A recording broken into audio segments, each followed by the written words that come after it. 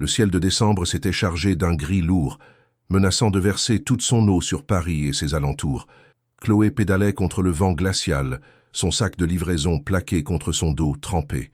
À 23 ans, elle connaissait chaque recoin de Saint-Denis, chaque détour pour éviter les rues les plus encombrées, chaque raccourci à travers les terrains vagues pour gagner quelques précieuses minutes. Elle travaillait pour une application de livraison express depuis près de 2 ans, jonglant avec les horaires irréguliers, les clients pressés, les voitures agressives et les semelles usées de ses baskets. Sa mère, clouée à la maison par une maladie respiratoire chronique, n'avait plus travaillé depuis des mois. Son frère cadet, Maxime, âgé de 11 ans, rentrait souvent de l'école en silence, les épaules basses, les larmes prêtes à couler. Les factures s'entassaient. Alors Chloé pédalait encore et encore, comme si la vitesse pouvait repousser le désespoir. Ce jour-là, une notification inhabituelle apparut sur son téléphone fixé au guidon. Une livraison dans le 16e arrondissement. Elle fronça les sourcils. Elle n'avait jamais mis les pieds là-bas. Le 16e, c'était les avenues calmes bordées d'immeubles haussmanniens, les voitures de luxe garées sans crainte, les rideaux blancs parfaitement tirés. Rien à voir avec la rudesse des rues de Saint-Denis. Elle hésita un instant. La pluie tombait plus fort, fouettant son visage. Elle activa quand même la commande et prit la direction du centre-ville, le cœur serré. Plus elle avançait, plus les rues devenaient propres, silencieuses, comme vidées de toute urgence. Les passants étaient rares, emmitouflés dans des manteaux hors de prix, tenant des parapluies solides, indifférents à la jeune femme qui luttait contre les éléments. Arrivée à l'adresse indiquée, Chloé leva les yeux. L'immeuble, en verre et en acier, tranchait avec les bâtiments anciens des environs. Elle n'avait jamais vu une façade aussi brillante, ni un hall d'entrée aussi épuré, presque clinique. Elle descendit de son vélo, s'essuya les mains sur son pantalon déjà mouillé et chercha la sonnette correspondante. Le code d'entrée était déjà inscrit sur son écran. Elle appuya, entra, puis monta lentement les marches en colimaçon menant au dernier étage. À chaque palier, ses jambes tremblaient un peu plus, non pas de fatigue, mais d'un mélange étrange d'appréhension et de malaise. Devant la porte indiquée, elle inspira profondément. L'odeur du couloir était différente, un mélange de cire, de cuir et de parfum discret. Elle appuya sur la sonnette. Pas de réponse immédiate. Elle entendit finalement des pas derrière la porte, puis le déclic d'une serrure. La porte s'ouvrit lentement. Un homme se tenait là. Grand, élégant, costume sobre, cheveux châtains coiffés avec précision. Il la regarda d'abord sans expression, comme s'il s'attendait à une toute autre personne. Puis, son regard se fixa sur le visage trempé de Chloé, ses mèches collées à la peau, ses doigts crispés autour du sac de livraison. Il ne bougeait pas. Il semblait figé, comme suspendu à quelque chose d'invisible. « C'est pour vous, » dit-elle, la voix légèrement essoufflée. « Commande numéro 3402. » Elle tendit le paquet, évitant son regard. « Ton nom » demanda-t-il brusquement. Elle leva les yeux, surprise. Il n'était pas agressif, ni même curieux, mais sa voix trahissait un trouble, imperceptible mais réel. « Chloé » répondit-elle, puis recula d'un pas. « Bonne journée. » Il prit le paquet sans un mot. Elle se détourna, pressée de redescendre, de quitter cet endroit où elle se sentait déplacée. Mais avant qu'elle n'atteigne les premières marches, elle sentit son regard dans son dos, persistant, comme une question qui n'avait pas encore été posée. La porte se referma doucement derrière elle. Dans l'ascenseur, Chloé se regarda dans le miroir. Des cernes, des gouttes de pluie qui glissaient encore sur ses joues, une expression qu'elle ne se reconnaissait pas. Quelque chose venait de changer. Elle ne savait pas quoi, ni pourquoi, mais ce regard. Ce regard n'était pas celui d'un simple client. Elle remit son casque, regagna son vélo et reprit la route sans regarder en arrière. Le lendemain, la pluie avait laissé place à un ciel bas, presque blanc, mais l'air restait humide, collant à la peau comme une seconde couche. Chloé, les jambes encore douloureuses de la veille, s'était levée avant l'aube pour aider sa mère à se lever et préparer le petit déjeuner de Maxime. Elle avait souri devant son bol de céréales, comme tous les matins, faisant mine que tout allait bien malgré la fatigue dans ses épaules et la tension permanente dans sa nuque. Elle quitta l'appartement à 8 heures tapantes, le sac déjà chargé d'une première livraison. Vers 15 heures, alors qu'elle pensait finir bientôt sa tournée, une notification s'afficha sur son téléphone. Même adresse, même nom. Elle sentit son cœur se contracter brièvement.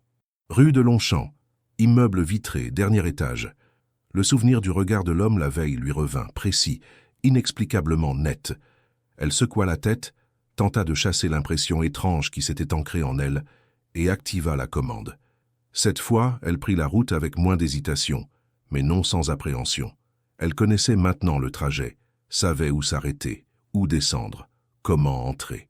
Lorsqu'elle arriva devant la façade en verre, elle prit une profonde inspiration, resserra la sangle de son casque et monta les marches avec plus d'assurance. Arrivée devant la porte, elle hésita une seconde avant de sonner. Le souvenir du regard de la veille était encore là, logé quelque part dans un coin de sa mémoire, entre malaise et fascination. La porte s'ouvrit plus rapidement cette fois. L'homme était là, vêtu d'une chemise blanche impeccable, sans cravate, manches légèrement retroussées. Il la dévisagea, son regard s'attardant sur ses joues rougies par l'effort et ses vêtements à nouveau trempés. Une bruine fine s'était remise à tomber. Il n'afficha ni sourire ni agacement, mais il y avait une curiosité visible dans la manière dont il la fixait, comme s'il essayait de deviner quelque chose chez elle, derrière l'uniforme de livraison, derrière le casque et la fatigue. « Vous êtes encore toute mouillée, dit-il simplement. Elle haussa les épaules, tendant le paquet sans chercher à prolonger l'échange.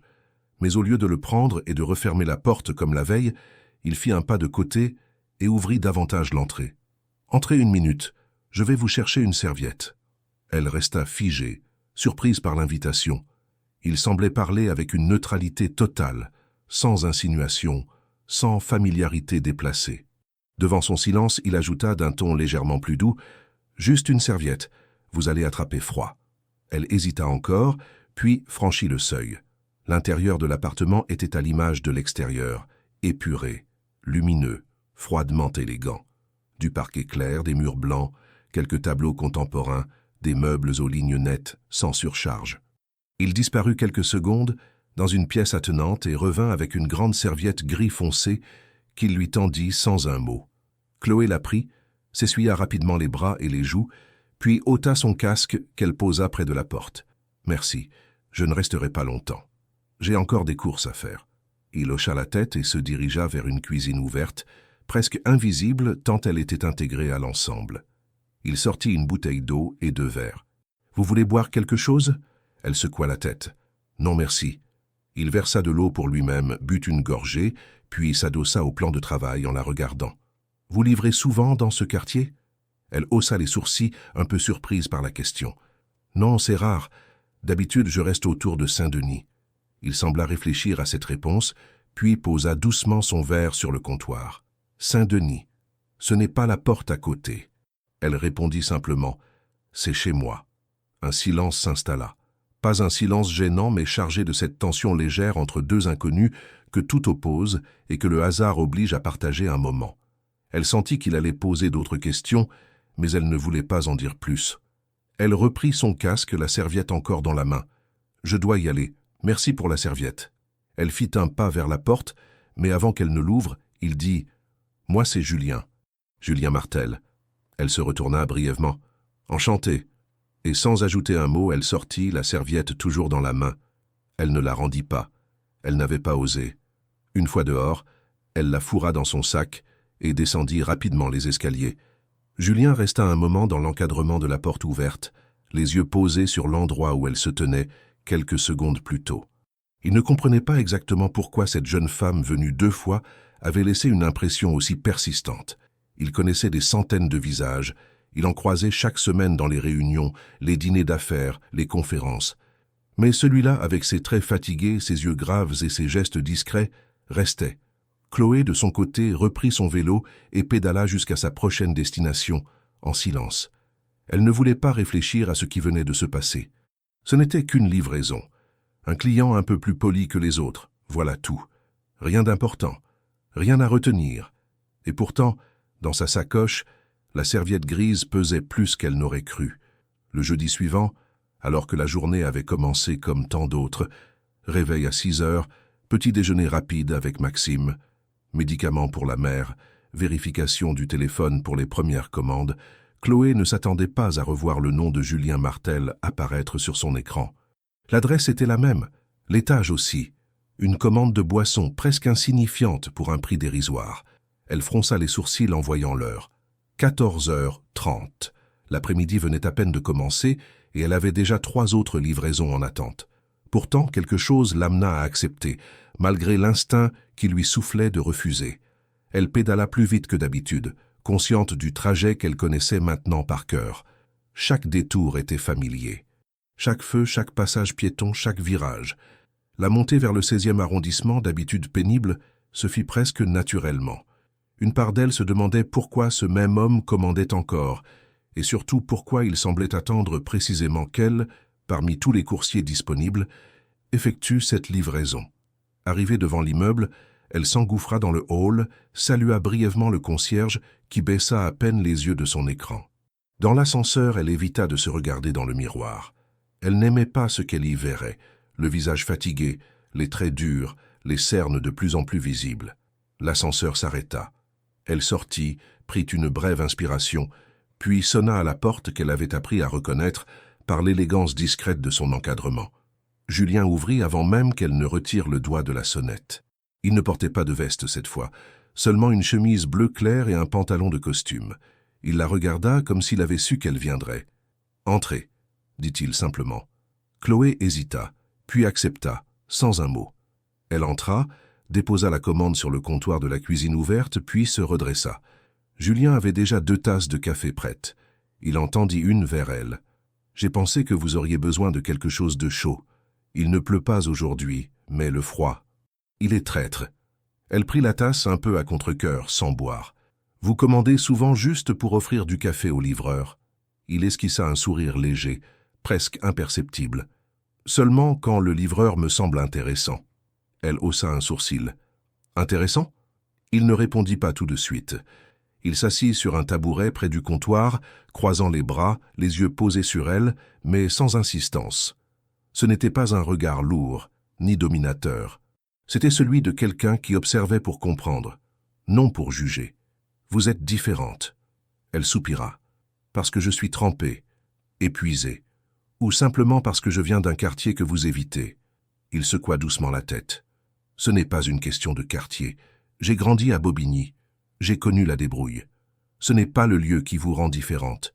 C'est votre façon de le porter. Vous n'avez pas peur d'être fatiguée. Vous ne cachez pas la difficulté. » Elle fut surprise par la précision de ses mots. Elle avait l'habitude des regards qui évitèrent les siens, des phrases creuses ou des commentaires condescendants. Mais là, elle se sentit vue, non pas réduite à sa fonction de livreuse, ni à son adresse, mais comme une personne entière, complexe, avec des angles encore invisibles. Elle but une gorgée de café. Il était amer, mais bon. Elle reposa la tasse. « Et vous? Pourquoi vous êtes ici? Pourquoi vous commandez des boissons que vous n'allez pas boire juste pour faire entrer une inconnue ?» Julien sembla réfléchir avant de répondre. « Parce que je suis seul, et parfois on a besoin de silence avec quelqu'un d'autre. Vous ne parlez pas pour remplir le vide. J'apprécie ça. » Chloé ne sut quoi répondre. Elle ressentit une gêne étrange, pas désagréable, mais instable, comme si elle avait mis le pied sur une surface fragile, entre la glace et le vertige.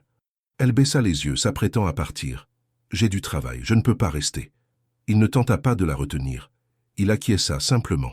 « D'accord. » Elle remit son casque, déposa la tasse dans l'évier et s'approcha de la porte. « Merci pour le café. » Il sourit doucement. « Merci d'être venu. » Elle sortit, descendit rapidement les escaliers, ignorante de l'agitation dans son propre ventre. Ce n'était pas une attirance. Pas encore. Mais une forme de tension nouvelle. Un appel, un dialogue silencieux qui s'installait sans qu'elle sache comment ni pourquoi. Ce qui l'inquiétait, ce n'était pas lui. C'était ce que cette rencontre réveillait en elle. Une partie oubliée, une curiosité qu'elle croyait éteinte. Ce soir-là, en rentrant, elle ne parla pas de Julien à sa mère, ni à Maxime. Elle prépara le dîner comme à son habitude, vérifia les devoirs de son frère, administra les médicaments, nettoya la petite cuisine, éteignit les lumières du salon. Mais dans sa chambre, seule, assise au bord du lit, elle fixa longuement l'écran noir de son téléphone. Elle ne s'attendait pas à ce que quelqu'un comme Julien Martel se souvienne de son prénom. Et pourtant, il l'avait dit avec une facilité déconcertante, comme s'il le connaissait depuis longtemps. Le lendemain, en repartant travailler, elle jura de ne plus retourner là-bas. Trop d'éléments instables, trop de questions sans réponse. Mais au fond, elle savait que s'il commandait encore, Elle accepterait. Pas pour le café, pas pour le regard, mais parce que, pour la première fois depuis longtemps, quelqu'un lui parlait comme si elle valait plus que son uniforme, plus que ses kilomètres parcourus chaque jour. Et ça, elle ne savait pas encore si c'était une bonne ou une mauvaise chose. Les jours suivants, Chloé remarqua un changement dans ses habitudes de livraison. Le nom de Julien Martel revenait régulièrement, presque à intervalles fixes, toujours à des moments où elle n'était ni au début ni à la fin de sa tournée, comme s'il savait exactement quand elle serait disponible. Les commandes, en soi, n'étaient jamais urgentes ni conséquentes. Un simple sandwich, une bouteille d'eau minérale, parfois un livre. Elle savait qu'un homme comme lui n'avait pas besoin de ses services pour se nourrir ou s'informer. Pourtant, à chaque notification, elle sentait cette tension familière se resserrer en elle. Elle n'en parla à personne, ni à sa mère, ni à Maxime, comme si ces rencontres de plus en plus fréquentes faisaient partie d'un monde parallèle, séparé de sa réalité pesante. Julien, de son côté, ouvrait toujours la porte de la même manière, calme, précis, sans empressement. Il n'y avait jamais de gestes déplacés ni de phrases ambiguës. Son regard, en revanche, trahissait une attention particulière, une forme de concentration qu'elle n'avait jamais vue chez d'autres hommes. Il ne cherchait pas à séduire, pas à impressionner. Il observait simplement avec cette lucidité tranquille qui déstabilisait Chloé à chaque fois. Un jeudi matin, alors qu'elle s'apprêtait à refuser la commande pour cause de surcharge, elle vit la note laissée par le client. « Prenez votre temps. Ce n'est pas pressé. J. » Elle accepta, sans trop savoir pourquoi, et pédala jusqu'à l'adresse qu'elle connaissait désormais sans GPS. Une fois arrivée, elle sonna et entra presque mécaniquement, saluant d'un signe de tête le même concierge toujours indifférent. Julien ouvrit la porte, comme toujours, mais cette fois quelque chose avait changé. Il portait un pull en laine fine et un pantalon plus décontracté. Il ne tenait pas de paquet ni de tasse de café. Il la regarda et lui dit simplement « Il n'y a pas de livraison aujourd'hui ». Chloé fronça les sourcils déjà sur la défensive. « Alors pourquoi m'avoir fait venir ?» Il ne sourit pas, mais son ton restait calme. « Je me suis dit que vous accepteriez peut-être de boire un café ici. » Assise, cette fois. Pas entre deux livraisons. Pas entre deux silences. Elle le fixa un moment, incertaine. Ce n'était pas une question anodine, et elle le savait. Elle savait aussi qu'en acceptant, elle franchirait une limite qu'elle s'était jurée de ne jamais franchir avec un client. Elle pensa à sa mère, au regard inquiet qu'elle lançait chaque fois qu'elle rentrait tard. Elle pensa à Maxime, qui comptait sur elle comme on s'accroche à la dernière bouée dans une mer agitée. Elle pensa à ses horaires serrés, à ses jambes douloureuses. Mais au lieu de refuser, elle répondit « 10 minutes, pas plus ». Julien s'effaça pour la laisser entrer. Il lui indiqua le salon, où un plateau de café, 2 tasses et quelques viennoiseries étaient déjà disposés sur la table basse. Elle s'assit, raide, le dos droit, les mains sur les genoux, comme une élève convoquée par un professeur. Julien s'installa en face d'elle, sans la forcer à entamer la conversation. Il lui servit le café, puis lui tendit une assiette. « J'ai acheté ça ce matin, dit-il. Je ne savais pas ce que vous aimiez. » Elle prit un croissant sans mot dire, le posa devant elle. Le silence s'installa, mais cette fois, il n'était ni gênant ni vide. C'était un espace suspendu, comme si chacun attendait de comprendre les intentions de l'autre. Chloé fut la première à parler. « Pourquoi vous faites ça ?»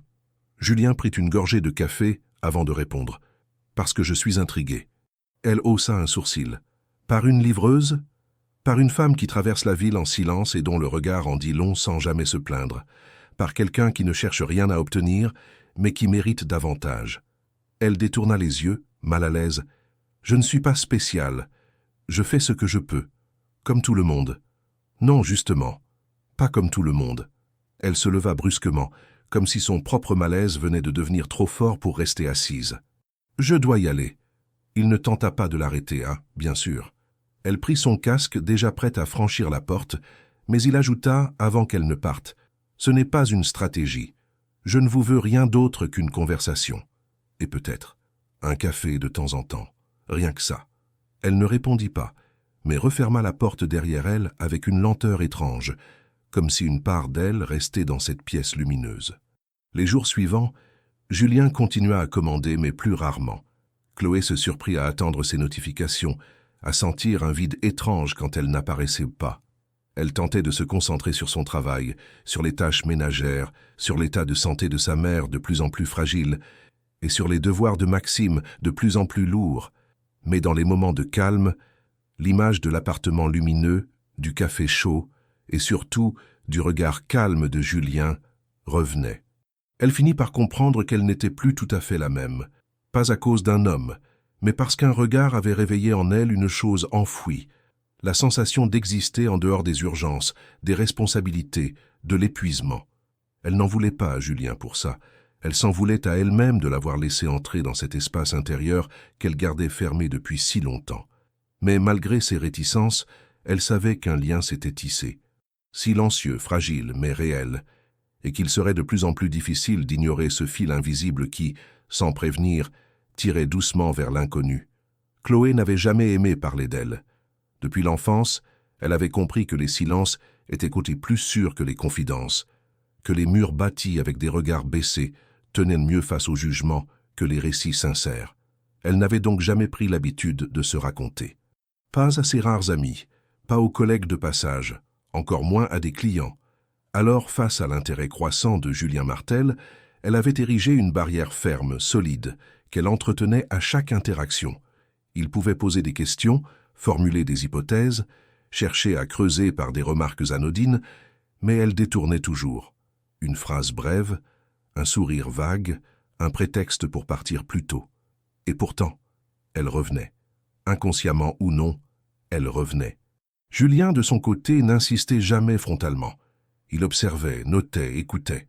Il avait compris que l'approche frontale la ferait fuir, que Chloé était comme un animal blessé, méfiant, rapide à s'éloigner, mais aussi fatigué de courir.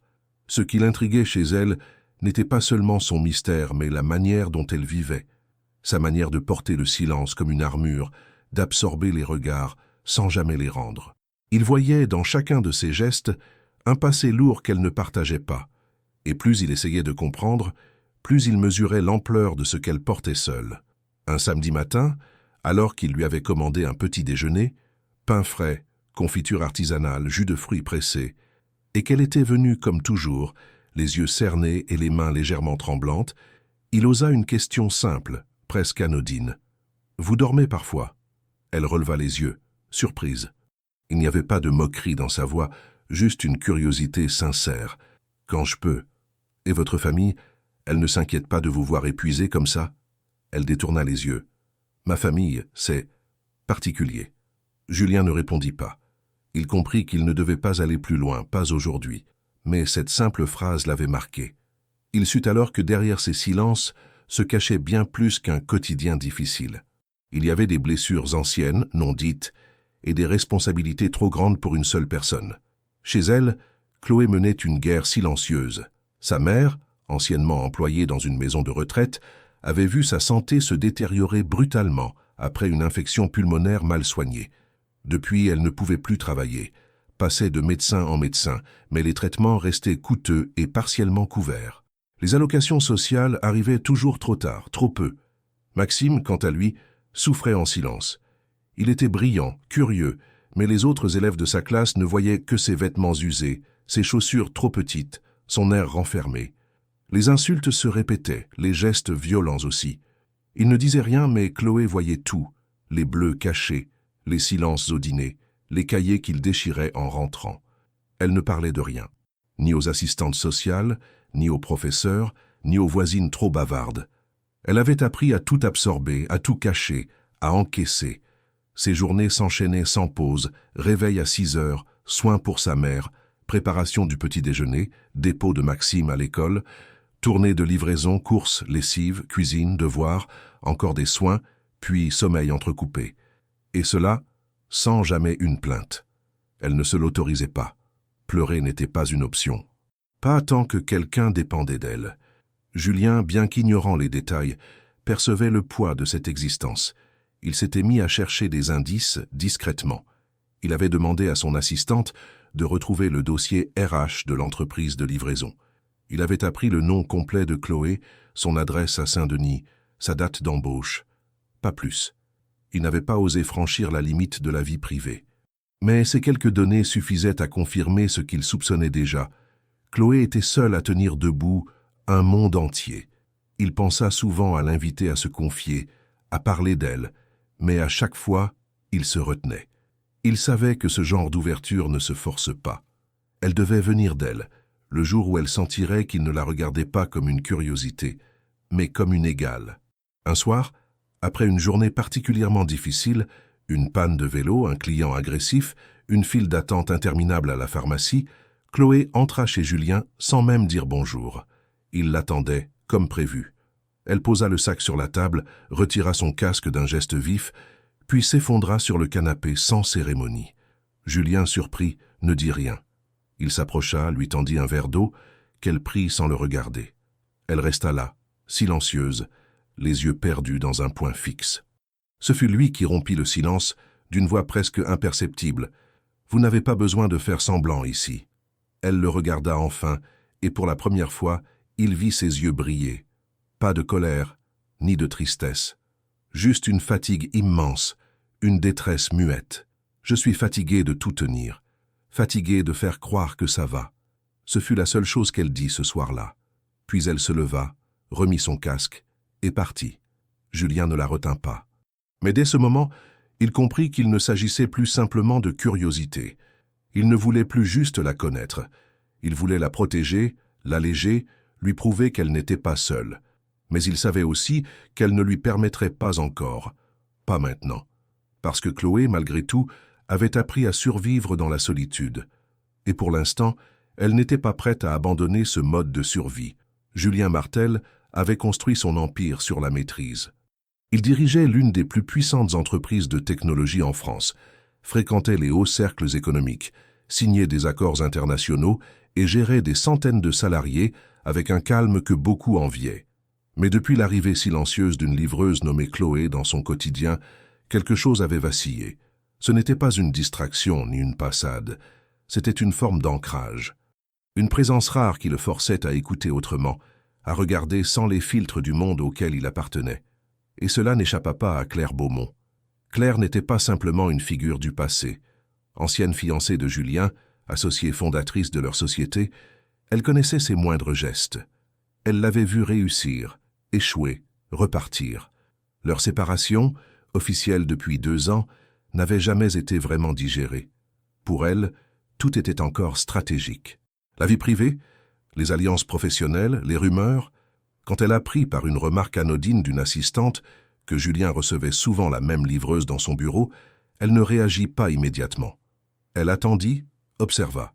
Puis, lorsque les visites persistèrent, elle décida d'en savoir plus. Elle interrogea le personnel discret de la réception, glana des informations, recoupa des données de livraison. Le nom de Chloé apparaissait régulièrement. Toujours en après-midi, toujours seule, souvent attendue, Claire fit ce qu'elle savait faire de mieux, enquêter avec méthode, sans laisser de traces. Ce qu'elle découvrit ne l'indigna pas seulement, cela la révolta. Une femme sans diplôme reconnue, vivant à Saint-Denis avec des revenus précaires, sans réseau, sans influence. Pour elle, ce n'était pas une romance, c'était une faille, une faiblesse dans l'image de Julien, et elle ne pouvait tolérer cela. Elle décida de le confronter sans avertissement. Un soir, alors que Julien sortait d'une réunion avec des investisseurs étrangers, Claire l'attendait dans son bureau. Elle était élégante, parfaitement maquillée, son manteau posé sur le dossier d'un fauteuil, une coupe de vin à la main. « Tu ne me demandes plus si tu peux rentrer dans ton propre bureau ?» dit-elle avec un sourire froid. Julien referma la porte derrière lui, détendu, mais méfiant. « Tu m'attends pour quelque chose en particulier ?» Claire s'approcha, posa son verre sur le bureau. « Tu vois toujours ta petite livreuse ?» Julien fronça à peine les sourcils, mais il ne répondit pas. « Je me suis renseigné.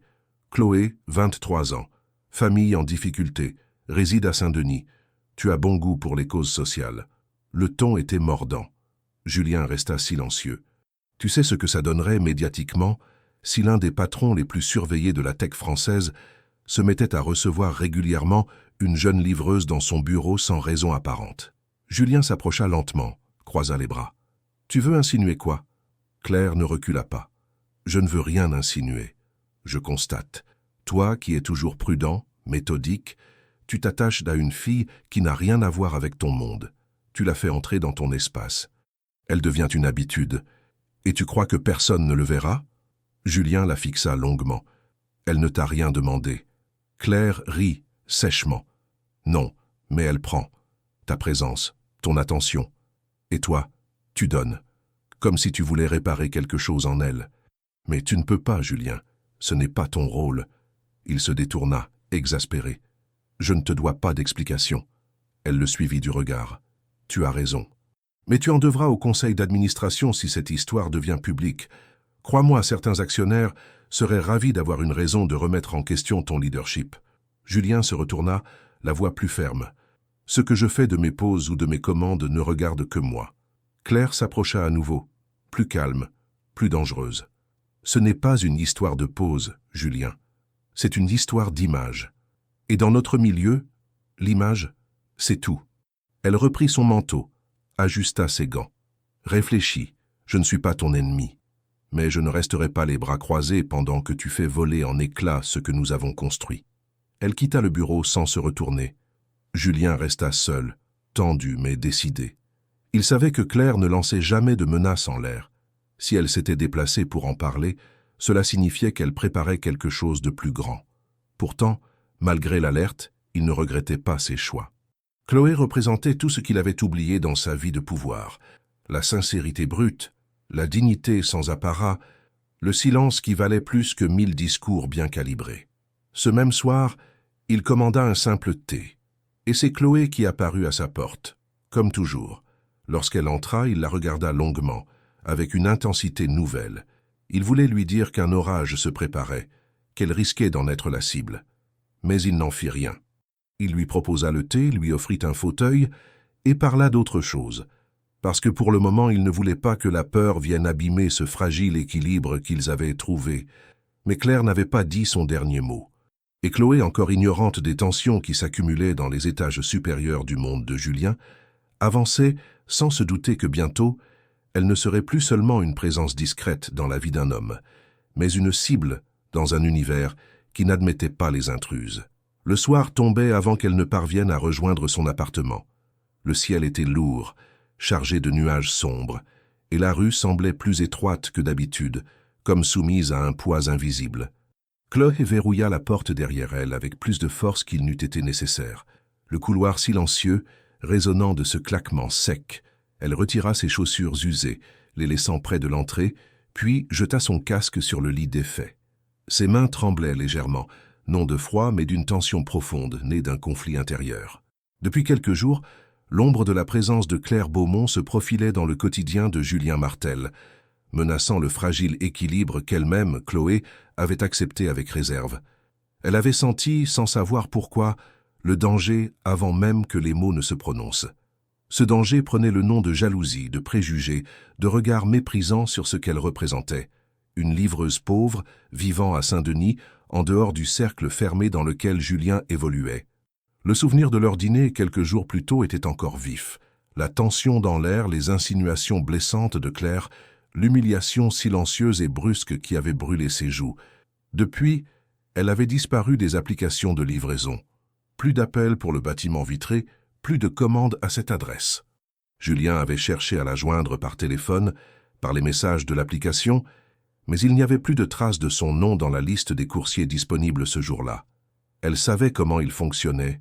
Dans son milieu, une rumeur suffirait à suffoquer toute relation, et elle craignait qu'il ait cédé. Mais l'idée de disparaître sans rien dire, de s'évanouir dans l'anonymat, l'angoissait plus qu'autre chose. Elle ne voulait pas être celle qu'on efface pour ne pas troubler l'image d'un homme influent. Ce soir-là, elle prit une décision. Elle enfila un vieux veston sombre, vérifia qu'elle avait un peu d'argent dans sa poche, enfila des gants pour masquer les mains rougies par le froid et quitta l'appartement. Maxime dormait depuis déjà longtemps, la respiration régulière. Sa mère somnolait dans la pièce voisine, entourée de médicaments et d'un vieux fauteuil poussiéreux. Elle évita de prendre le bus à l'arrêt habituel, craignant qu'un regard trop curieux n'interprète ce geste comme une fuite. Elle marcha, d'abord lentement, puis de plus en plus vite, sentant sous ses pas le pavé humide de la nuit, le souffle du vent froid contre son visage, jusqu'à atteindre la main tremblante, le portail du bâtiment en verre. Elle hésita une seconde, posa les doigts sur le digicode, puis composa le numéro qu'il lui avait donné ce matin, dans un message qu'elle avait ouvert, puis refermée aussitôt. L'entrée s'ouvrit dans un clic froid. Elle monta les étages, chaque marche cognant dans sa tête comme un glas, et elle sonna. La porte s'ouvrit sur Julien. Son visage exprima la surprise, peut-être même l'angoisse, mais il ne dit rien. Un silence suspendu, alors qu'il regardait la bouteille d'eau et les verres disposés sur la table basse. Derrière lui, on devinait l'appartement éclairé, impeccable, presque irréel dans son propreté. Il ferma la porte doucement derrière elle. Elle entra, le cœur battant. Elle n'attendait pas de réponse facile. Elle cherchait simplement un espace sûr pour parler. Elle posa le sac usé sur le coin du canapé, ses bottes sur le bord du tapis, puis se tourna vers lui. « Je ne suis pas venue pour un café », dit-elle d'une voix ferme, sans trembler. Elle évita de croiser son regard. Trop de choses se disaient dans l'obscurité de ses pupilles. « Je suis venue pour me défendre, pour que tu saches ce que je suis, ce que je refuse d'être. » Julien la regarda silencieux. « Je ne suis pas une distraction. Je ne suis pas un projet social. Je ne suis pas votre bonne action après un dîner ou une réunion. Je vis, je respire, je souffre, comme n'importe qui. Et je ne quitterai pas mon travail à cause de ragots ou de peur. » Elle inspira profondément, laissant les mots résonner dans la pièce. « Si quelqu'un te demande d'annuler mon contrat, de me virer, alors tu comprendras que je ne partirai pas seul. Tu choisiras aussi. » Un tremblement passa dans l'épaule de Julien. Il baissa les yeux, détourna le regard vers la fenêtre, vers l'obscurité paisible de la ville. Le silence reprit, lourd, chargé. Puis enfin il parla d'une voix basse, presque étranglée. « Personne ne t'a demandé de partir. » Il s'approcha, marcha jusqu'à elle, sans toucher. « Mais je n'ai jamais douté de ce que tu es, de ta dignité. » Elle releva les yeux, et pour la première fois, elle osa croire à la sincérité de ses mots. Non pas comme une promesse vide, mais comme une reconnaissance nue, sans paillettes. Elle sentit la tension dans son ventre se relâcher, la colère se transformer en fatigue, en soulagement. Elle avait tenu bon, elle n'avait pas fui. Elle s'était levée quand le monde voulait la faire plier. Julien fit un geste hésitant. Il ouvrit le sac du canapé, en sortit un siège pliant et le posa en face du sien. Puis il s'assit, sans se lever, sans distance. « Je veux que tu restes. Je veux que tu travailles ici, si tu le veux. Non pour moi, mais pour toi, pour ce que tu vaux. » Elle secoua la tête, doucement. Ses yeux brillaient, mais pas de larmes. « Je ne veux pas de pitié. Je ne veux pas qu'on me regarde avec condescendance.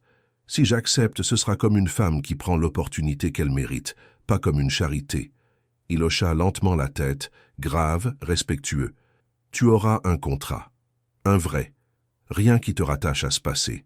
Rien qui puisse dire que je t'ai aidé par pitié. » Elle resta silencieuse un long moment, observant la lumière chaude du salon, le parquet clair, les contours nets des meubles. Elle pensa à sa mère, à son frère, aux factures qui ne cesseraient pas d'arriver, aux menaces de loyer, aux courses impayées. Elle pensa à sa fierté, à son refus de supplier, et finalement, elle releva les yeux vers lui. « Très bien, mais à une condition. Je commence au bas. Pas comme une assistante de direction, ni comme une conseillère. Je commence comme moi, une femme qui veut travailler. » Julien esquissa un petit sourire, sincère, sans gloriole. « D'accord. » Elle se leverait le lendemain matin, avec un nouveau nom sur la liste des salariés, un nouveau parcours. Pas parce qu'il croyait en moi, pensa-t-elle, mais parce que j'ai cru en moi-même. Dans le silence calme de l'appartement, alors que la pluie cessait enfin dehors, quelque chose changeait. Pas seulement une offre, mais le début d'un choix, celui de ne plus accepter qu'on décide pour elle. Le mois suivant fut une succession de journées interminables et de silences de plus en plus lourds. Chloé, désormais officiellement employée par l'entreprise de Julien, avait intégré un petit service administratif interne. Elle s'occupait des inventaires logistiques, des factures oubliées, des bons de commande mal classés. Le poste était modeste, mais elle l'avait exigé ainsi. Elle voulait tout apprendre, brique par brique, sans jamais donner à personne l'occasion de dire qu'elle avait obtenu quoi que ce soit par favoritisme. Elle arrivait chaque matin avec 1 heure d'avance, quittait le bureau discrètement, ne parlait à personne à part sa supérieure directe. Elle évitait soigneusement le regard des cadres, contournait les discussions de couloir, s'asseyait toujours dans le coin le plus reculé de la salle de pause. Julien respectait cette distance. Ils ne se croisaient presque jamais dans les étages. Lui continuait à diriger ses réunions, signer ses contrats, voyager, apparaître dans les médias spécialisés. Officiellement, il ne l'avait pas recrutée personnellement. L'annonce avait été publiée. Elle avait postulé via le site interne, suivi une courte période de test.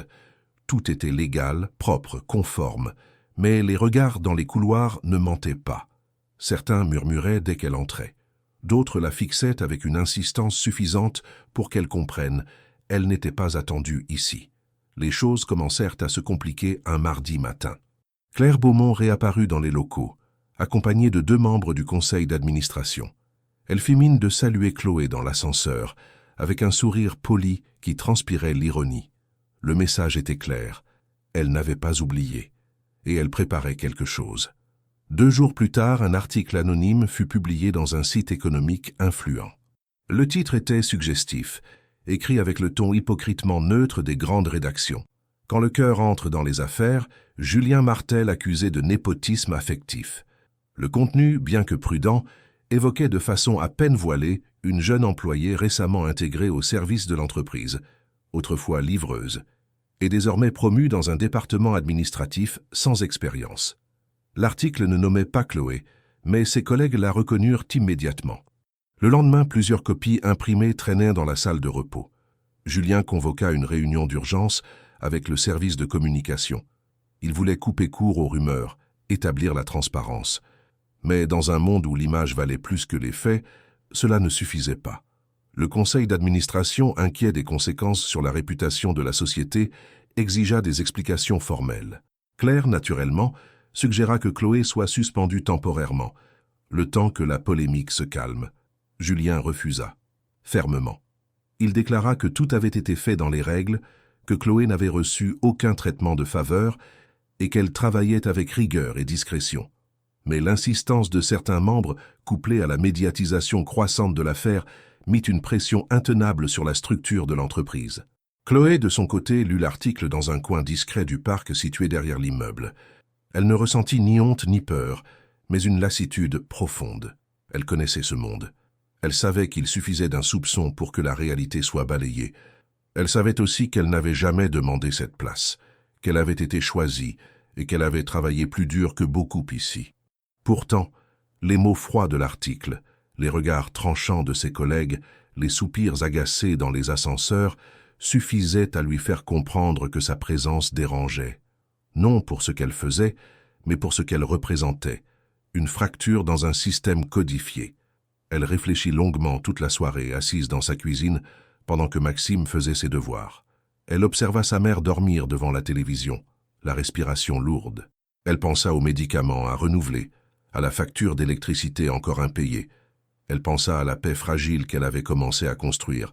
Puis, sans consulter personne, elle prit une feuille de papier, écrivit quelques lignes, plia le mot en 2 et le glissa dans une enveloppe.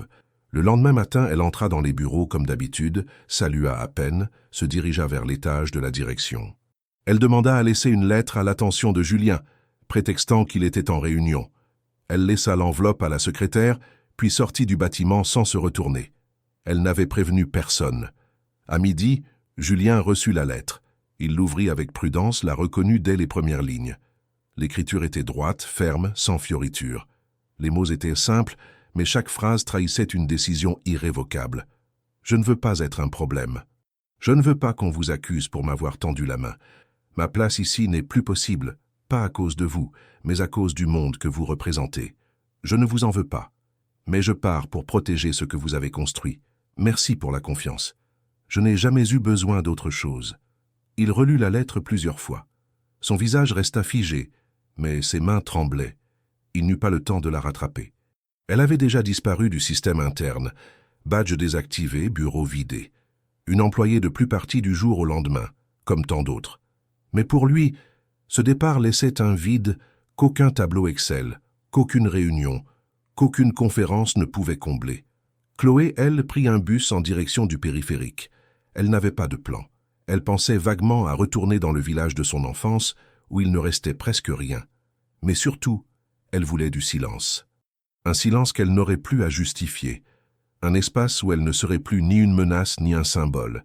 Juste une femme, fatiguée, mais debout. Julien ne dormait plus. Depuis la lettre laissée par Chloé, ses journées étaient mécaniques. réduite à des suites de réunions, de signatures, de sourires forcés. Ces nuits, elles, n'étaient que longues heures blanches passées à fixer le plafond ou à faire défiler sur son téléphone d'anciens messages qui n'existaient plus. Il avait bien tenté de la joindre, mais elle avait supprimé son compte sur l'application de messagerie, changé son numéro, vidé ses réseaux. Le bureau qu'elle avait occupé, minuscule et caché derrière une baie vitrée, était désormais vide. Aucune trace d'elle n'y subsistait, comme si elle n'avait jamais existé. Mais Julien n'acceptait pas l'oubli. Il ne le supportait pas, non pas par caprice ou par ego blessé, mais parce qu'il savait ce qu'il avait vu chez elle. Il savait que Chloé avait fui pour le protéger, que son départ n'était pas une démission, mais un sacrifice, et cela, il ne pouvait le laisser impuni. Il se mit alors à chercher, discrètement, en marge de ses obligations. Il contacta quelques collègues dans l'entreprise de livraison où elle travaillait auparavant, retrouva un ancien responsable RH qui se souvenait d'elle. Grâce à un vieux formulaire d'inscription, il parvint à obtenir une ancienne adresse postale. Il hésita un moment, puis un samedi matin, prit sa voiture et quitta Paris en direction de Saint-Denis. Le quartier lui sembla encore plus triste que dans ses souvenirs. Des façades abîmées, des cages d'escalier sans lumière, des poubelles débordant sur les trottoirs. Il demanda à une passante âgée si elle connaissait Chloé.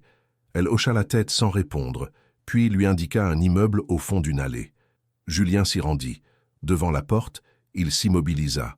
Le silence du bâtiment contrastait brutalement avec le tumulte de ses pensées. Il frappa. Une fois, 2 fois, rien. Au moment où il allait repartir, la porte s'ouvrit doucement. Chloé se tenait là, les traits tirés, le regard étonné, presque figé. Elle portait un pull large, trop vieux, et ses cheveux étaient attachés à la hâte. Pendant un instant, aucun mot ne fut échangé.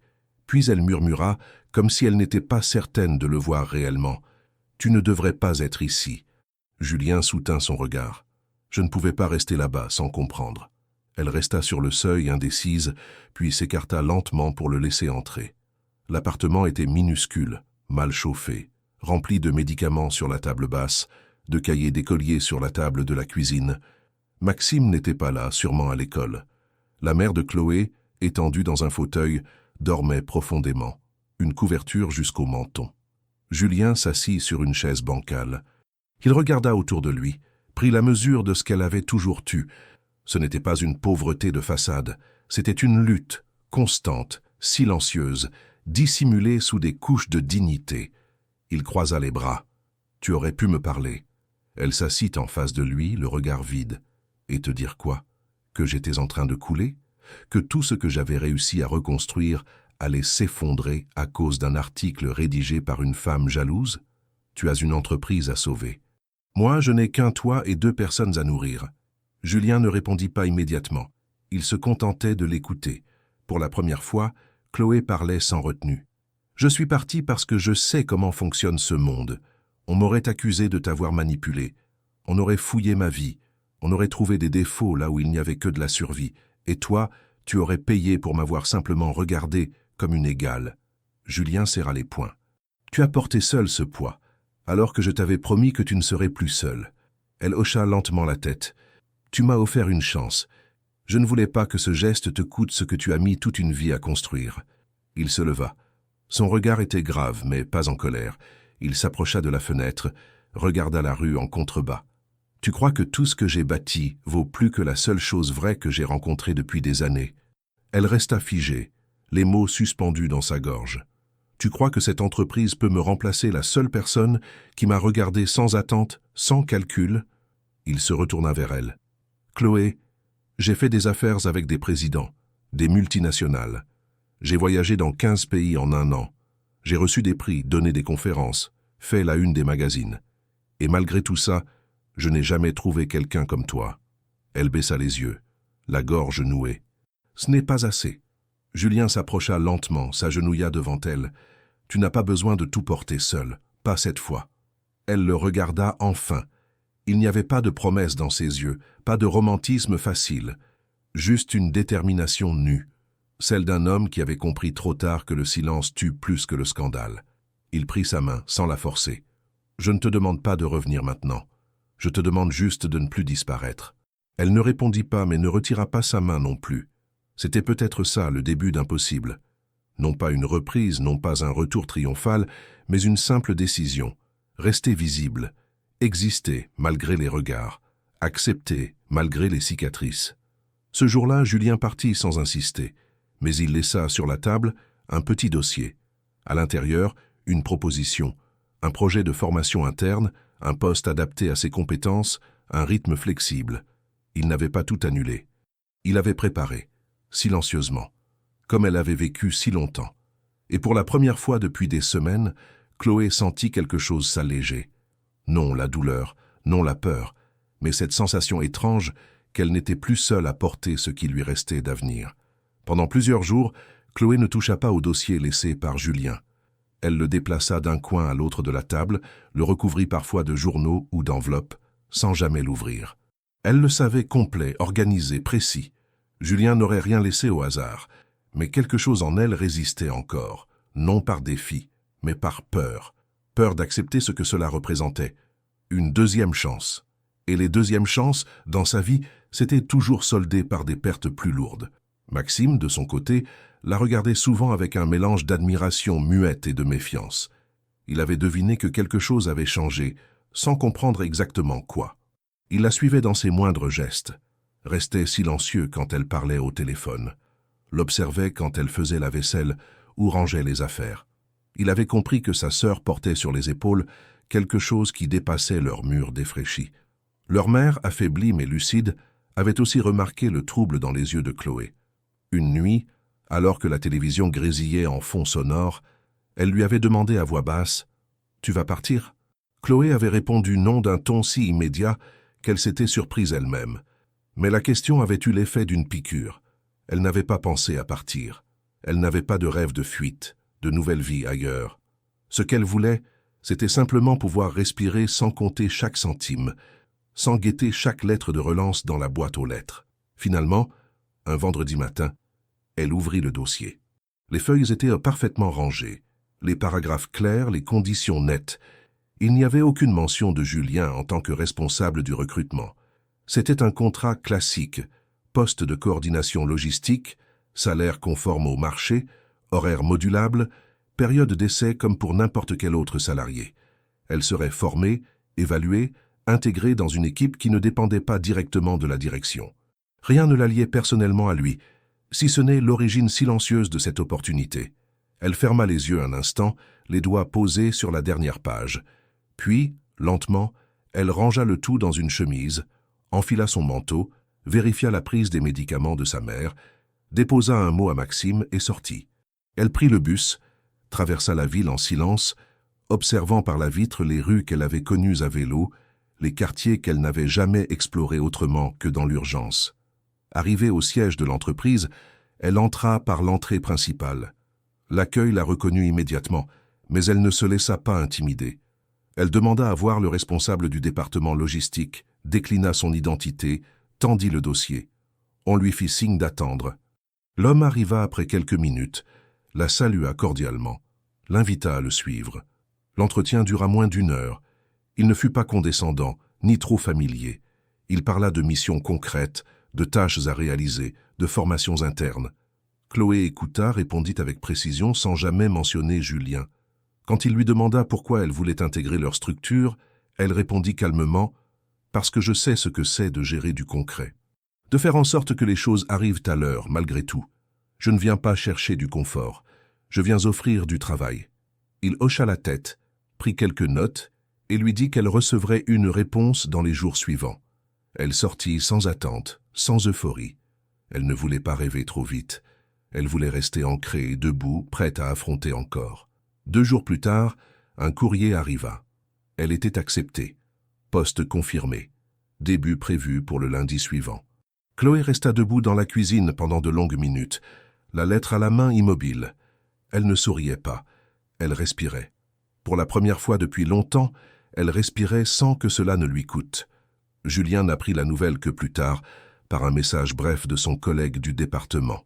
Il n'émit aucun commentaire.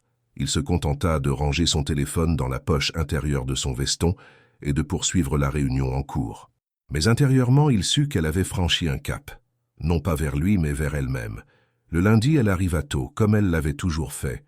Elle fut accueillie sans traitement particulier, sans distinction, juste une nouvelle recrue parmi d'autres. Et cela, plus que tout, la rassurait. Elle avait peur du regard des autres, mais elle n'avait plus peur de sa place. Elle était là pour travailler, pas pour plaire, ni pour se justifier. Les premières semaines furent denses. Elle apprit à manipuler des logiciels qu'elle n'avait jamais vus, mémorisa des procédures, géra des volumes de données, répondit à des mails avec rigueur. Son supérieur la salua un jour en fin de journée. « Vous apprenez vite. » Elle répondit simplement « J'écoute. » Personne ne fit de lien public entre elle et Julien. Il n'y eut pas d'article, pas de rumeur. Claire, silencieuse, observait sans agir. Peut-être attendait-elle un faux pas. Peut-être avait-elle compris que cette femme qu'elle avait méprisée n'avait pas besoin de protection, mais seulement d'espace pour exister. Chloé, elle, ne chercha pas Julien. Elle se contenta de faire son chemin, pas à pas, sans jamais se retourner. Mais chaque soir, en quittant le bureau, elle passait devant le bâtiment principal. Et parfois, en silence, elle levait les yeux vers la fenêtre du dernier étage, là où la lumière restait allumée plus tard que les autres. Elle ne cherchait pas un signe.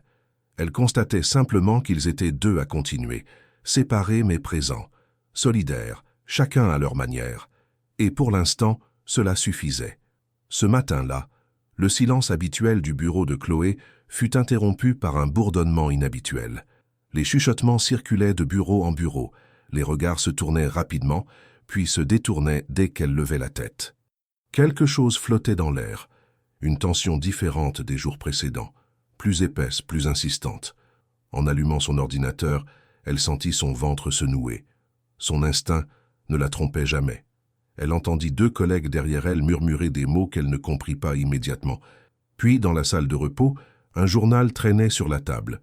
Elle s'en approcha, les doigts tremblants, et vit sa propre photo imprimée en noir et blanc. En haut de la page, un titre sec et agressif. « Favoritisme au sommet. La protégée du PDG fait trembler la direction. » L'article était signé « Claire Beaumont ». Les lignes suivantes déballaient, avec une froideur méthodique, chaque étape de son parcours depuis son embauche. Le récit insinuait une proximité entre Julien et elle, évoquait leur passé commun à travers des sources internes et présentait son embauche comme une manœuvre sentimentale masquée en promotion méritée. Aucune preuve directe, mais des allusions constantes. Une ancienne employée devenue cadre, vivant dans un quartier défavorisé, sans diplôme reconnu, propulsée à un poste logistique en un temps record. Le ton était sec, l'accusation implicite, mais le message était limpide. Chloé ne méritait pas sa place. Elle en avait hérité par proximité personnelle. Elle relut l'article 2 fois, puis le reposa, la mâchoire crispée. Elle n'eut pas besoin de chercher Julien. Il entra dans le bureau 1 heure plus tard. La démarche tendue, le visage fermé. Il s'arrêta à quelques pas d'elle, prit une inspiration. « Je suis désolé. » Elle ne répondit pas tout de suite. Elle le regarda longuement, puis baissa les yeux. « Ce n'est pas ta faute. C'était prévisible. » Il hocha la tête sans défense. « Le conseil veut te suspendre temporairement, officiellement, pour éviter l'amalgame. » Elle sentit sa gorge se nouer. « Et toi? Qu'est-ce que tu veux ?» Julien hésita. Il ne savait pas répondre sans mentir ou blesser. Il voulait la défendre, la garder, affronter les critiques, mais il savait ce que cela impliquait. La direction était sous pression. L'image publique de l'entreprise commençait à être entachée. Et dans ce monde, le doute suffisait à condamner. Chloé comprit sans qu'il ait besoin de parler davantage. Elle ramassa ses affaires, lentement, méthodiquement. Elle ferma son sac, se leva et dit simplement « Alors je pars ». Julien tenta de protester, mais elle leva la main. « Pas pour fuir, pour que tu puisses rester debout. Je ne veux pas que mon nom continue à faire partie des arguments de ceux qui te détestent. Je ne veux pas être ton erreur. » Elle passa à côté de lui, sans le regarder. Il sentit son odeur discrète, familière, une chaleur qu'il ne reverrait peut-être plus. Ce soir-là, l'entreprise fit une déclaration officielle à la presse. Elle parlait de réorganisation interne, de transfert volontaire d'une collaboratrice vers une structure partenaire. Aucun nom n'était mentionné, mais ceux qui savaient, savaient. Le lendemain, les médias évitèrent le sujet. L'affaire s'éteignit presque aussi vite qu'elle avait été allumée. Mais le mal était fait. Julien resta longtemps dans son bureau, seul. Il ne dit rien, ne consulta aucun dossier. Il fixait la lettre de démission manuscrite qu'elle lui avait laissée en partant. Courte, sans plainte, elle remerciait pour la confiance, pour l'opportunité, et lui souhaitait de continuer à défendre les gens comme elle, même quand ils ne ressemblent pas à ce qu'on attend. Chloé, elle, reprit le chemin de Saint-Denis sans grande émotion. Elle avait tenu bon. Elle n'avait pas fui, n'avait pas menti, n'avait pas demandé. Elle avait travaillé, mérité chaque centimètre de respect, et pourtant, cela n'avait pas suffi. Elle ne pleura pas. Ce monde ne la briserait pas encore. Elle rentra à pied, un long trajet silencieux sous un ciel gris, les mains dans les poches, les pensées alignées. À la maison, Maxime l'attendait avec une lettre de l'école. Un programme de bourse venait d'être approuvé. Il pourrait changer d'établissement dès le mois suivant. Chloé lut la feuille sans comprendre tout de suite. Puis, elle aperçut, au bas du document, une mention discrète. Soutien privé, via initiative externe. Elle devina. Julien. Elle ne sourit pas, mais ses mains cessèrent de trembler. Il n'était pas intervenu dans sa vie, il l'avait protégée sans l'exposer. À distance, avec discrétion. Et c'était peut-être cela, la forme la plus rare de respect. Le lendemain, elle commença à chercher un autre emploi. Elle savait qu'elle ne pouvait pas rester inactive.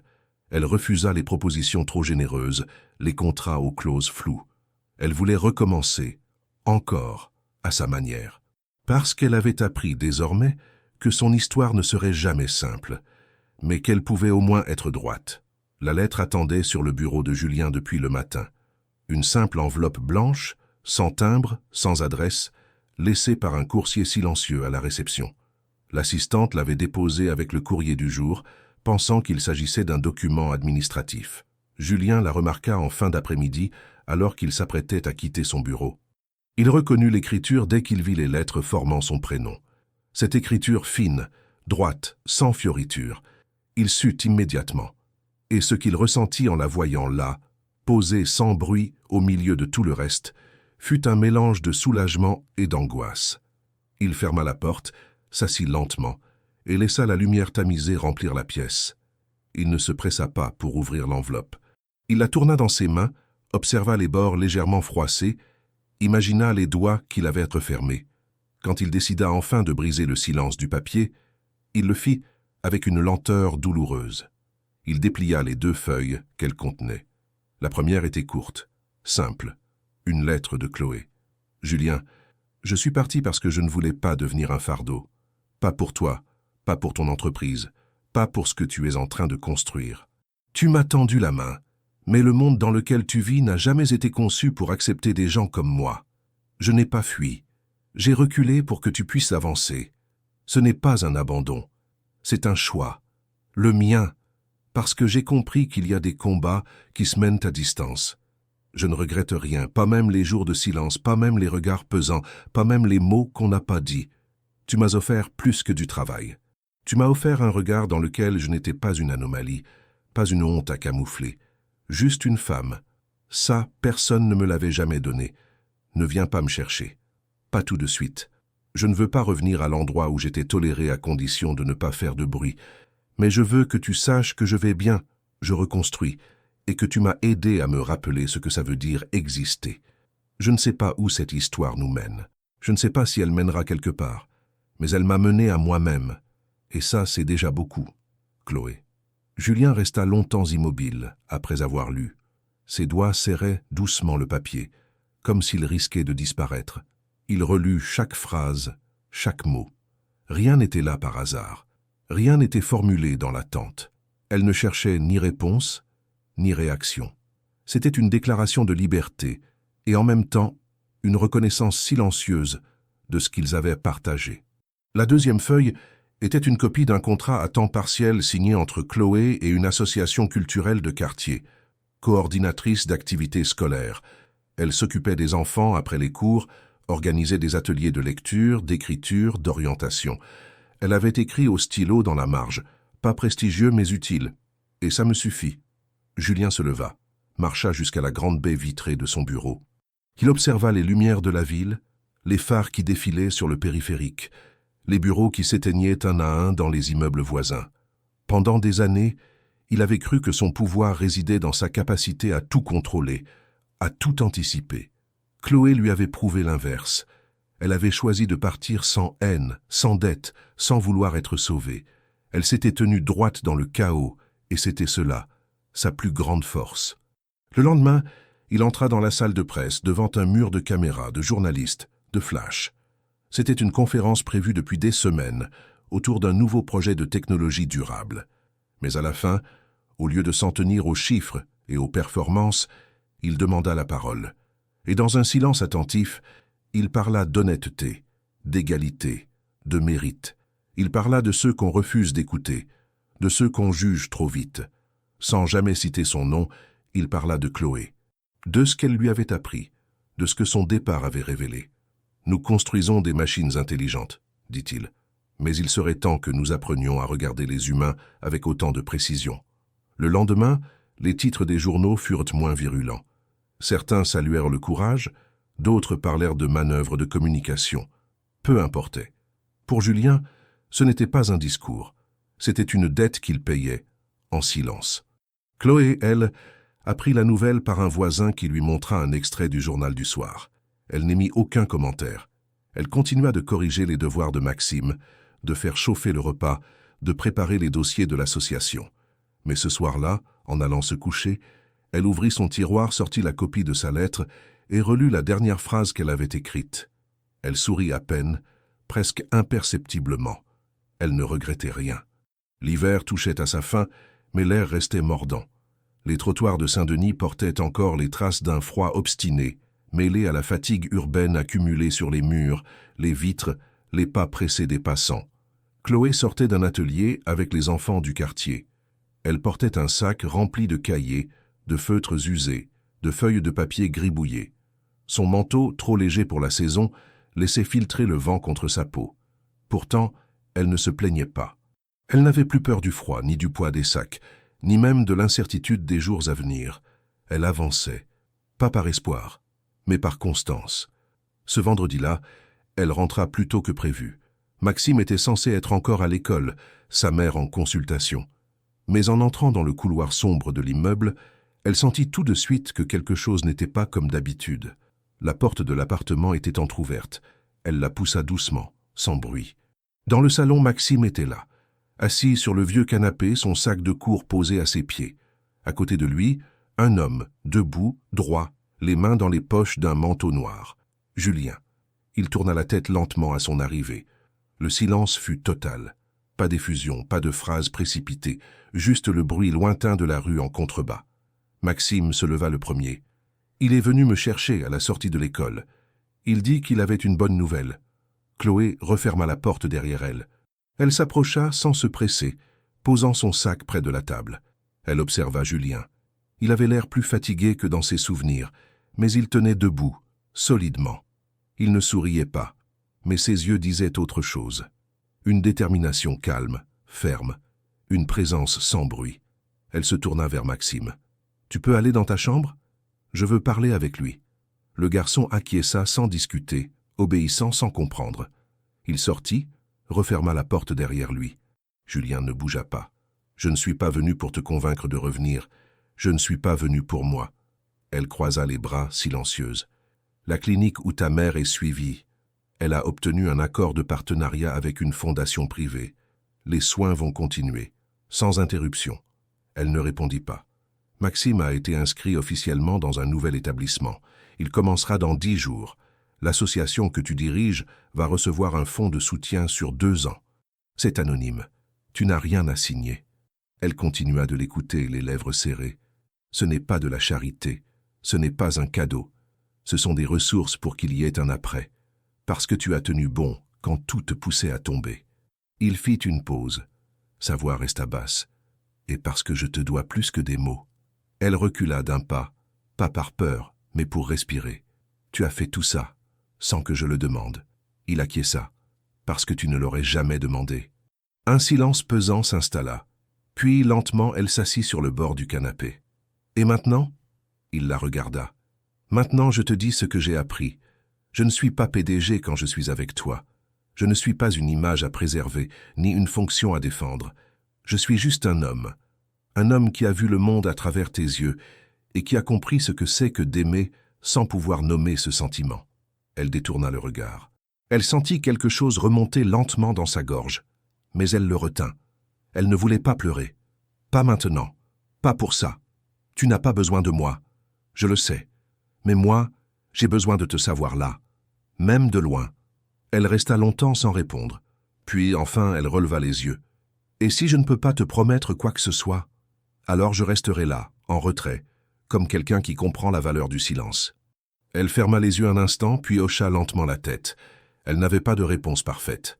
Pas de solution toute faite. Mais dans sa poitrine, quelque chose se déliait doucement. Ce soir-là, ils partagèrent un dîner simple. Riz, légumes, un peu de pain, rien de spectaculaire. Pas de déclaration, pas de contrat. Juste 2 personnes, côte à côte, dans un appartement trop petit, autour d'un repas trop modeste. Maxime raconta sa journée. Chloé écoutait. Julien écoutait aussi. Quand il repartit, il ne demanda pas s'il pouvait revenir. Elle ne promit pas qu'il serait le bienvenu. Mais au moment de refermer la porte, elle dit « Tu sais où me trouver ».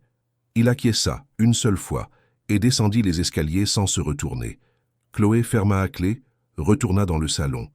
Elle éteignit la lumière, s'assit près de Maxime, et pour la première fois depuis des semaines, elle sourit. Pas un sourire éclatant, pas un éclat de joie forcé, juste un sourire calme, droit. Celui de quelqu'un qui, après avoir traversé la tempête, regarde l'horizon sans peur.